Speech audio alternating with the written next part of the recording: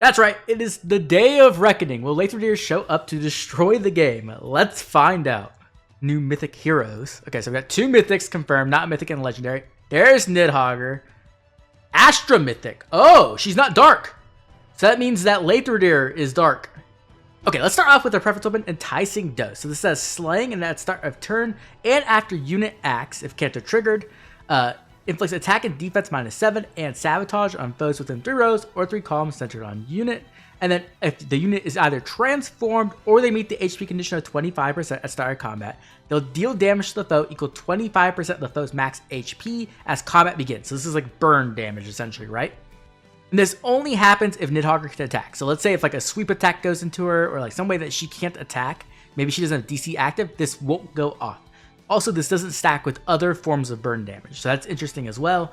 And then we have if unit is transformed or HP condition again at start of combat, you're going to inflict a penalty on foe's attack and defense equal to 6 plus 20% of her defense at start of combat. That's like the visible defense, right? She's going to reduce the percentage of foe's non-special DR by 50%, so DR halving. She's going to deal true damage equal to 30% of the foe's max HP, excluding AoEs. And she's going to reduce damage from the foe's attack by X during combat, excluding AoEs once again, and also when the foe's attack triggers the special, so if they have an offensive special right, she'll get another additional X. And X is going to equal the total damage dealt to foes, minimum of 10, max of 20. So essentially what this is going to do is like, it's going to be looking at that burn damage, right? Essentially, she is like a save who hits really, really hard and does a ton of damage, which is pretty cool. And she's also going to have up to 20 flat DR, and it works like Excel. So when that offensive special procs, she'll get another layer of flat DR. So that's going to make her very, very tanky and also offensive. The thing is, you have to remember too, is like Breath of Life does counter burn damage, but typically you don't have Breath of Life on offensive units as much. The only way you really see that is like an SD when you have like Hathorn giving out like, you know, her Divine Nectar, then sometimes you get there. But other than that, usually you don't have Breath of Life within 2 spaces while you're engaging. So very cool effect. And of course, she still has that Armor Beast transformation as well, which gives DC, which is the really big thing. We then have her preference A skill, Divine Toxin. So this has if unit can transform, transformation effect gains new options essentially, which is if unit is within 2 spaces of a beast or dragon ally, or if the number of adjacent allies other than beast or dragons is less than or equal to 2. So this makes it really easy for her to transform, right? Like she just needs any beast or dragon on the team within 2 spaces, or if there's just like not enough allies around her. So honestly, this is great. I love seeing the beast transformation becoming easier because that's one of the big things that holds beasts back. Now we have if defending an ether raids at start of enemy turn 1, if conditions for transforming are met, unit transforms. Now this is really interesting because she is an Astra mythic. So this is mostly only for like Chaos Season, right? But either way, at start of player phase or enemy phase, grants dosage to unit and any allies within 2 spaces for 1 turn. This is a new visible bonus. And what dosage does is it gives +5 to all stats during combat and restores 10 HP to unit after combat. And then essentially what this does is this is just anti-Nurgle tech. So when a foe triggers essentially a way to steal bonuses from you, it makes it so that it doesn't happen, and then it also neutralizes any bonuses they would get. So this is just a hard counter to Nurgle. I don't really think this was necessary by any means, but I guess, you know, Nurgle was too good for too long. 6 months is too long in Fade nowadays. So not the biggest fan of this, as I am a massive Nurgle fan, but there it is. That does happen, I guess, now. And then we have if unit is transformed, if the foe initiates combat, she'll get attack, defense, and res +10 during combat. She'll neutralize the foe's bonuses to attack, defense during combat, so nice little dull effect there. And then she'll also get special acceleration per attack, and she neutralizes effects to inflict guard on her, so nice anti-guard there as well. We then have a new tier 4 B skill in Slick Fighter, and this what this does is if the foe initiates combat, or if you meet the HP condition of 25%, you're going to inflict attack -5 on the foe. You're going to get true damage equal to 20% of your defense during combat, but not with AoEs, and you're going to reduce damage from foes' attacks by X, once again not including AoEs, and then unit makes a guaranteed follow-up attack, and neutralizes penalty on unit during combat. So this is a pretty interesting B skill, essentially giving you flat DR, which is really nice. There's a lot of units who do love that a lot. And also getting more damage as well, meaning that you can get those counterattacks and kill the foe, which is also nice. Guaranteed follow-up attack is good, and neutralizing penalties is always welcome. So overall, pretty nice B skill. The major thing, of course, is that it does not give nearly as much damage reduction as something like Hardy Fighter does. So I don't know how much this will be used. It's possible that it works really well with like certain units. So we'll have to see and do some testing there, but pretty interesting. And then we have a new tier 4 save skill and 80 twin saves, just giving out attack and defense 4, which is nice, just having more options with those stats. Okay, so when it comes to roles and game modes, obviously Nidhoggr's main role is going to be a tank. She is a support as well. She offers some nice support in the form of that dosage bonus, which not only gives stats and healing, but does make you Nurgle proof as well, which I'm sure some people will love. She's also going to be quite strong as a tank. She does have a lot of ways to get flat DR, which does stack a ton. She also has pretty solid daunts and some really good damage too, which is like the big thing. So that means that she's going to have an easy time securing kills on things, but will she be able to survive? That's the big question, right? When it comes to saves, it's always about survivability, and will she be as tanky as, let's say, something like Duo Fjorm, or will she need something like Shield Fighter as well? That's another thing we'll have to test to find out. When it comes to game modes, obviously she'll be pretty good in Aether Raid's offense as she is an Astra Mythic, so she'll be able to perform there. But I also expect to see her in things like Arena and Summoner Duels as well. She is going to be a Beast Armor, so she will score quite high, which is nice there. So she'll be able to work in any Astra Season bonus. And then when it comes to Summoner Duels, she will probably be a pretty strong Far Save, so she can fit there as well. And in the situation you're dealing with Nurgle, she'll be able to counter him as well, so that's an extra bonus on top if you're a Nurgle hater. Okay, let's move on to our next unit, the big one we've all been horrified about, Laeradr. So we have a Dark Defense Mythic. Let's check off with his preference weapon, Quieting Branch. So this has Slaying, and at start of turn, if he's at HP percent of 25% or higher, he's going to inflict the visible debuff of defense and resistance -7, the panic and sabotage debuff on the closest foe and any foe within 2 spaces of the foes through their next actions. And then this is where things get crazy. He's going to inflict Assign Decoy. And what this essentially does is this is a bonus that turns that unit into a save unit. This was first introduced with Brave Soren, but now we're seeing it on Laeradr as kind of a negative, right? So the way this will work is essentially it will target the unit with the lowest defense that is 1 melee range and 1 far range, or like ranged like attacker, right? And it will turn them both into saves. So you'll have a near save and a far save on your team now, but it will be your squishiest defense unit, which is very, very bad, right? Not only usually are those your like nukes or like support units, but also it turns off other saves, right? So if you have like a far save or a near save on your team, it will turn this off. So very, very powerful and toxic effect. Not only that, you get flash on you as well, meaning you can't counterattack unless you have NCD. And while NCD is still like much more prevalent than it was before, right? You can get like NCD Echo, you have Emblem Ike who has NCD, you have Duo Fjorm who has NCD against range units. Still, it's not an effect you want to have on your unit, and it can really cripple a lot of units. So already just ridiculously brokenly powerful, ridiculous amount of support, and just completely a way to sabotage the entire team. But then we get to his actual other effects. So you have HP greater equal 25%. You're going to inflict a penalty on the foe's attack and defense equal 20% of your visible resistance at start of combat plus 6. You're going to get special cooldown count -2 before the foe's first attack. So you're getting that special jump like in Hardy Fighter, right? This is really, really, really good. Especially since he doesn't have to necessarily run like something like Hardy Fighter or Shield Fighter, and he can still get like a Aegis or a Pavis, or in this case Armored Flow, up to counter that damage. It's extremely powerful, just absolutely ridiculous there. He's going to get 20% flat damage reduction based off his resistance during combat, not including AoEs. And then also if the foe's attack triggers the foe's special, so once again, offensive special, you're going to get 20% flat damage reduction based off your resistance, and you're going to heal 7 HP after combat. So this is kind of like an Excel skill, right? We've seen this with Felix. This is a lot of DR. Like, this is an absolutely ridiculous amount of flat DR to get, on top of being able to use something like a defensive special or even armored flow. He's going to be extremely tanky and difficult to deal with while providing some of the most powerful and ridiculous support in the entire game. And on top of that, he is an armored beast, which means he has built-in distant counter, so you don't even have to use his A slot for that as well. But then we have Attack Res Fortune, a new A skill. And what this essentially does is if you can transform, you're going to get additional options to transform. Those options being, once again, if you have an ally who is a beast or dragon within 2 spaces, or if you have less than or equal to 2 allies who aren't beasts or dragons around you. So pretty easy transformation clause. And then also, if you're defending in Aether Raids, you'll be able to transform at the beginning of the enemy turn. So even if, like, you know, they want to engage on turn 1, you'll still be transformed to get those effects, which is really strong. And then, of course, if you're transformed or if the foe initiates combat, you'll get attack and res +8 during combat. You'll neutralize foes' bonuses to attack and defense, which is a dull effect, really nice there. And you'll restore 7 HP after combat, so it's some nice healing. So this is just a really nice, powerful A skill that really works well with beast units. I love the attack speed version on Nidhoggr, so seeing attack res is nice. Still waiting for that attack defense version, but I'm sure that will show up eventually.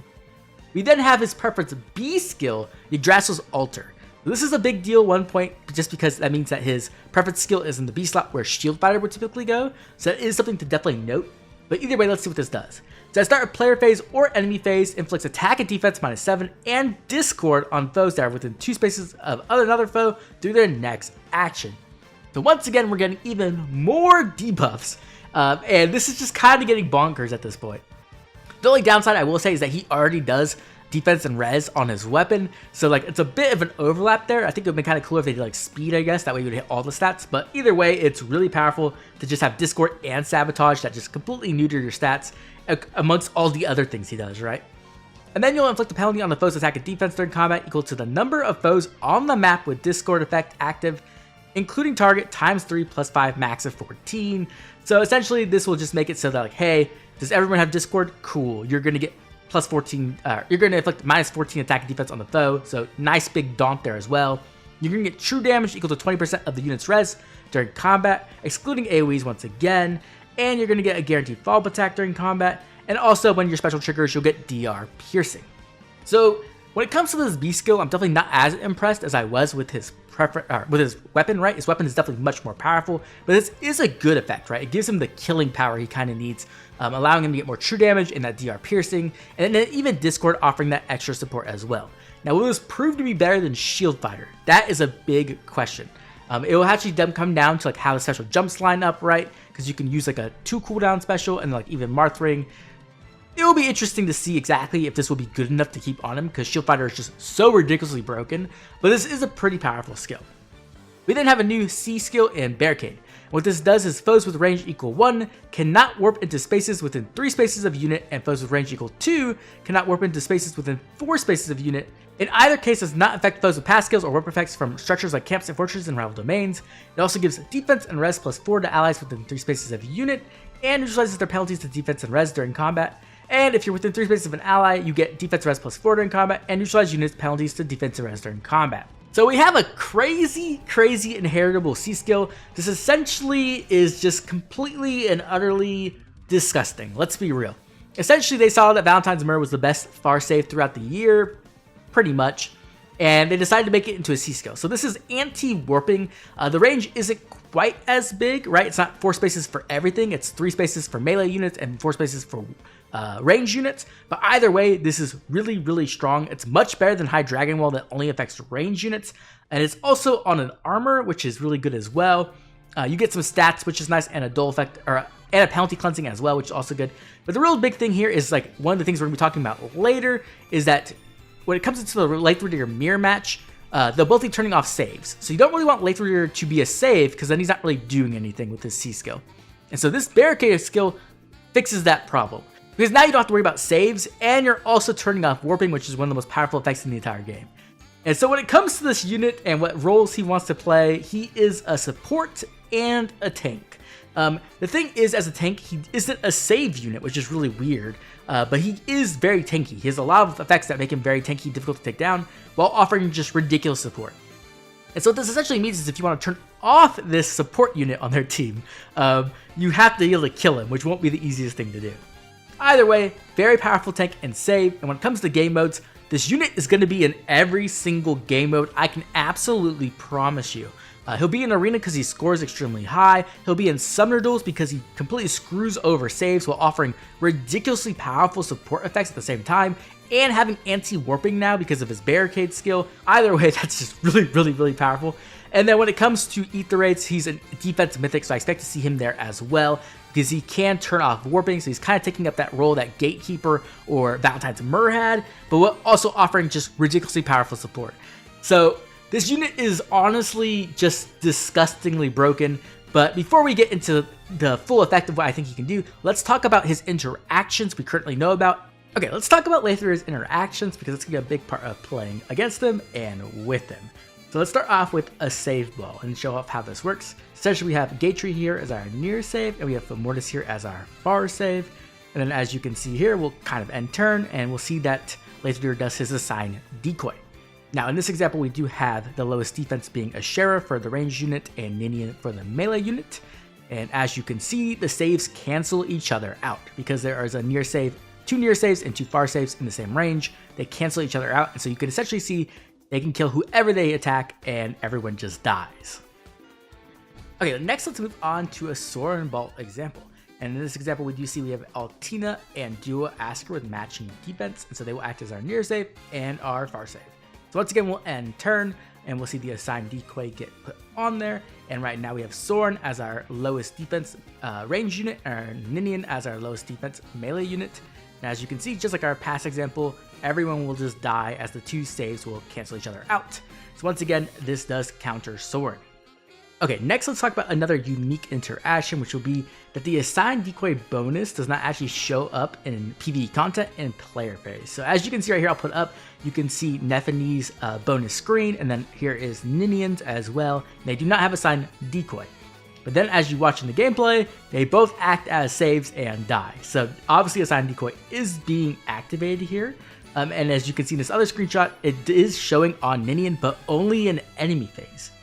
The reason for this is because the bonuses only last until the beginning of turn, and so it's only going to show up in enemy phase and PvE content, which is really annoying as it means that essentially you won't be able to tell who has the assigned decoy when you're on player phase unless you go and look at the actual defense, which in turn just adds more complexity to the game and more things to pay attention to. The other thing, of course, is that assigned decoy cannot be cleansed due to being a bonus. It's not a penalty, so no cleansing like Freyr's cleansing or like Safi's cleansing will work. And so our only counterplay in the game is our goddess Elamine. That's right, all of you Elamine haters will be coming back because Elamine is the only one who can stop Laeradr with her false start. Of course, this doesn't matter all that much because Satan exists in the form of Freyr, who completely ruins Elamine's counterplay and just completely makes the game worse as he always has. Not only that, Freyr is also an anima mythic as well, so we just have this horrible pair of Hathran Freyr and now Laeradr in anima, causing that season to become completely ridiculously annoying. Okay, now let's move on to the Laeradr implications for the game. And of course, the biggest one is that saves become near unusable in Aether Raid's offense. The other thing, of course, is that Omni tanks cannot have supports within 2 spaces anymore, because if they do and Laeradr hits them, that support now becomes a save unit. So if it's like a range support, they're now a far save, and if it's a melee support, they now become a near save, and that's absolutely not what you want as your Omni tank, right? So very bad for Omni tanks as well. When it comes to summoner duels, saves become much less reliable, and summoner duels are because you cannot ban Laeradr in that mode, right? If the opponent chooses to use him, you have to play against him. And so then the game mode becomes very interesting as you either have to decide to play the Laeradr mirror match where you both turn off each other's saves, or you play the Laeradr counterplay where you try to make a whole team that plays against Laeradr very effectively. So that will be interesting but also horrible. Then we have Laeradr becoming a massive ban target in Summoner Duels S. Essentially, if you don't want to play against that strategy, you can have to ban him, and that means that you can use that as like a bait, essentially, putting him on like one of your teams that's weaker, but requiring that ban because you don't want to play against that. And the reason that's a really big deal is because if you are playing a strategy that revolves around using saves, you cannot play into a Laeradr team, right? And if you do the opposite where you're playing without a save, then Laeradr is getting value even just by existing, right? The other thing, of course, is that Brave Soren does lose value in SDS. He essentially cannot be played into Laeradr teams at all, and he doesn't really want to be played into Duo Thor teams either because she can turn off the assigned decoy with her Duo skill, and even Nurgle can be kind of a pain in the butt too, so Brave Soren definitely loses some value. The other thing, of course, is that positioning becomes more valuable, either learning how to position in such a way that you have the unit you want to act as a save getting hit by the assigned decoy, or positioning in such a way that you don't have everyone within 2 spaces, which is a bit scary. Either way, this is good and bad. It adds some strategy back to the game, but it also makes it very annoying and just a lot to calculate. Of course, the other thing is like paying attention to the lowest defense on your melee and ranged units on every team, as you'll have to play around that, knowing that they act as a save unit now. So either playing into that and putting a unit who can survive hits, like let's say maybe a Share or something like that, or trying to play against it and just using them as like your first trading unit so that they die and then you don't have to worry about it anymore. After that, the last thing, of course, is that the game becomes more complex. And this game is already ridiculously complex. It's very difficult to get into because there's so much to learn, so many effects going off. And so I think overall, Laeradr adding another layer of complexity to this game is absolutely not a good thing. Even though I do think his design is very interesting and cool, I think overall it is a massive, massive negative for the game. Okay, let's talk about the rest of the banner. And when it comes to the rest of the banner, I do think that colorless is the best color overall. This is mostly because Laeradr is there, and Laeradr is such a powerful unit, which I'll go on more about later, that he carries colorless. Now, colorless isn't bad by any means. Loki is a pretty decent dark mythic, and Rearmed Soth is amazing for skill duplication and the arcane dagger. He's not the best nuke, but just that alone makes him pretty solid. But really, Laeradr is the thing carrying this color right now. He's just so strong. Next, after that, I am going to move on to red. I do think red is the second best color. The thing here is Nidhoggr is going to be pretty strong as well, but we do have Legendary Male Shez, and I think Legendary Male Shez is a little bit slept on. He's a pretty powerful nuke in himself, but he also offers some really powerful range support and massive warping. I've had a ton of fun with him in SD, and he's just really good there, and also, of course, he's absolutely amazing in Arena.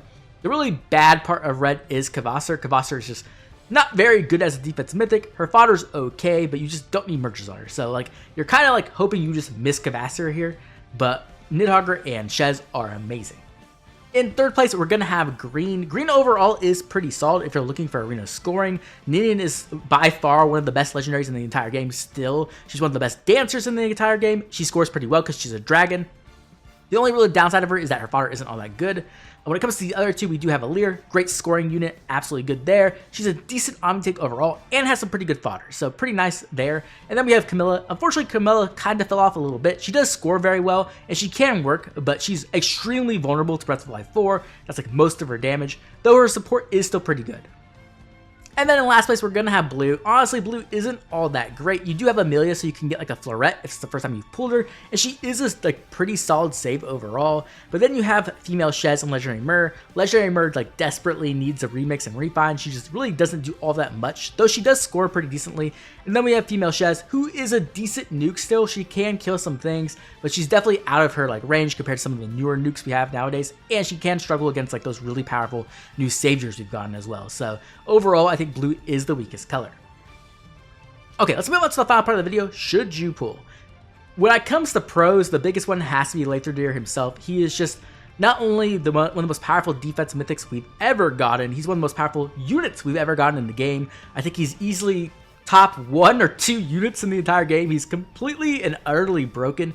And that's really crazy because he's an armor unit who really doesn't want to be a save. I think the biggest thing holding him back is the fact that he is an armor, but like everything else on him is just completely and utterly ridiculous and game breaking in my opinion. So if you're going to pull, that's the #1 reason. You also do get a nice colorless share. You do get a solid red share as well alongside Nidhoggr, who is going to be a great offense mythic and be a pretty solid save for something for like summoner duels, as she can do a lot of damage and has pretty solid survivability as well.